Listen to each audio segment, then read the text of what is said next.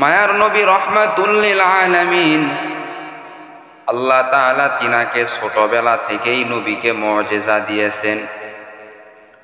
আল্লাহর নবীকে আল্লাহ তাআলা কেমন মুজিজা দিয়েছেন, যেই নবীর কারণে একটি মৃত গাছ জীবিত হয়েছে। একমাত্র মায়ার নবী রহমাতুল লিল আলামিনের কারণে।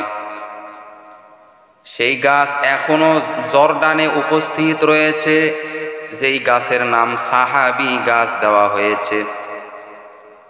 1500 বছর ধরে ওই গাছ এখনো জীবিত অবস্থায় রয়েছে রে বাবা, শুধুমাত্র নবীর বরকতে, নবীজির বরকতে আজও পর্যন্ত এই গাছ 1500 বছর ধরে জীবিত রয়েছে।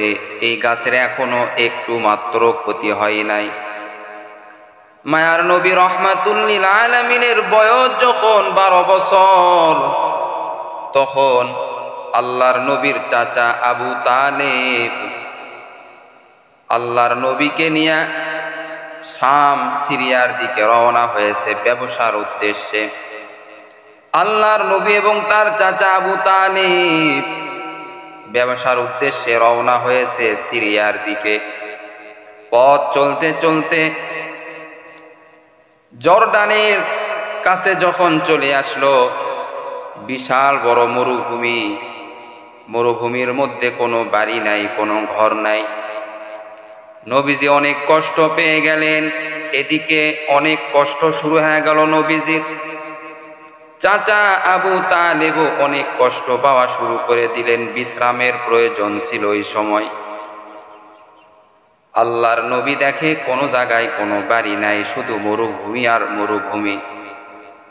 মরুভূমির মধ্যে একটা মৃত গাছ দেখা যাচ্ছে। আল্লাহর নবী এইবার ছোট্ট মানুষ, মাত্র 12 বছর বয়স। আল্লাহর নবী এইবার ওই মৃত গাছের কাছে চলে গেলেন।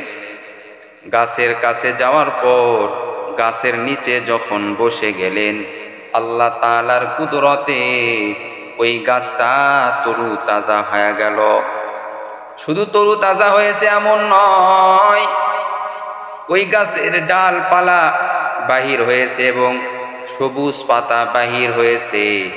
আল্লাহর নবীকে ছায়া দেওয়া শুরু করেছে। আল্লাহর নবীকে ওই গাছ ছায়া দেওয়া শুরু করেছে। ওই গাছের পাতা তৎক্ষণাৎ বের হয়ে সবুজ হয়ে আল্লাহর নবীকে এই রৌদ্রের তাপ থেকে ছায়া দেওয়া শুরু করেছে রে বাবা। আবু তালেব তো দেখে আশ্চর্য হয়ে গেলেন। এরে আল্লাহর বান্দা, এইবার ওই গাছের পার্শ্বে একজন খ্রিস্টান পাদ্রী ছিল। ওই খ্রিস্টান পাদ্রী আল্লাহর নবী এবং আবু তালেবকে ডাক দিল।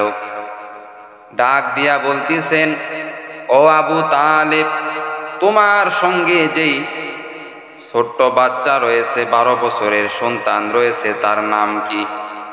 এইবার আবু তালেব বলেন, তার নাম হলো মুহাম্মদ। তার নাম হলো মুহাম্মদ। এইবার ওই খ্রিস্টান পাদ্রী আবু তালেবকে বলেন, ও আবু তালেব, এই গাছের নিচে কেউ এতদিন পর্যন্ত বসে নাই। এই গাছ একটা মৃত গাছ ছিল।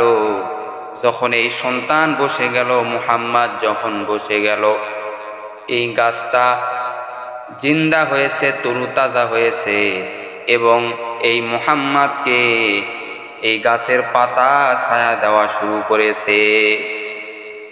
এরে আল্লাহর বান্দা, এইবার ওই খ্রিস্টান পাদ্রী বলে, ও আবু তালেব, আমার আর বোঝার আর বাকি নাই। আমার কিতাবের মধ্যে আমি পড়েছি, শেষ জামানার নবী এমন হবে, শেষ জামানার নবীর এমনই হবে। আল্লাহ তাআলা ছোটবেলা থেকেই অলৌকিক ঘটনা ঘটাইবেন তার দ্বারা। ইনি হলেন শেষ জামানার নবী, জনাবে রাসূলুল্লাহ সাল্লাল্লাহু আলাইহি ওয়াসাল্লাম। আমি খ্রিস্টান পাদ্রী আর দেরি করব না, আমি এই মুহাম্মাদের কাছে কালিমা পড়ে মুসলমান হয়ে গেলাম। এরে আল্লাহর বান্দা, আমার নবীকে আল্লাহ তাআলা কত পাওয়ার দান করেছেন। আল্লাহর নবী যখন রাস্তা দিয়া চলতেন, মেঘমালায় সে নবীকে সালাম দিতেন এবং ছায়া দিতেন। গাছপালায় সে নবীকে ছায়া দিতেন। বনের বড় বড় পশু পাখিরা নবীকে সালাম দিতেন। এরে আল্লাহর বান্দা, আজকে তোমার মধ্যে যদি নবীর ভালোবাসা মহব্বত যদি না থাকে, তাহলে তুমি খাঁটি মুমিন হতে পারবে না। আজও পর্যন্ত ওই গাছ 1500 বছর হয়ে গেল, আজও পর্যন্ত ওই গাছ জীবিত অবস্থায় রয়েছে। ওই গাছের পাতা যেমন তেমনই রয়েছে। আল্লাহ রসুল সাল্লাল্লাহু আলাইহি ওয়াসাল্লাম ওই গাছের, মৃত গাছের নিচে যখনই বসে গিয়েছিলেন, সঙ্গে সঙ্গে ওই গাছটা তরুতাজা হয়েছে। শুধু তাই নয়, গাছের পাতা, সবুজ পাতা বের হয়েছে। এজন্য মানুষেরা, সাহাবাই কেরামরা ওই গাছের নাম দিয়েছে সাহাবী গাছ। এরে আল্লাহর বান্দা, আজও পর্যন্ত জর্ডানে ওই গাছ উপস্থিত রয়েছে। আল্লাহ পাক রব্বুল আলামিন আমার নবীর বরকতে, নবীর মহব্বতে আল্লাহ পাক রব্বুল আলামিন ওই গাছকে আজও তরুতাজা রেখেছেন। কিয়ামত পর্যন্ত ওই গাছ তরুতাজা থাকবে। আজকে যদি আমরাও নবীর খাঁটি আশিক হই, দুরূদ করি বেশি বেশি, আল্লাহ রসুল আমাদের জন্য সুপারিশ করবে কিয়ামতের দিন। আর সুপারিশ করলে আমাদের জান্নাতে যাইতে আর কোনো সমস্যা হবে না।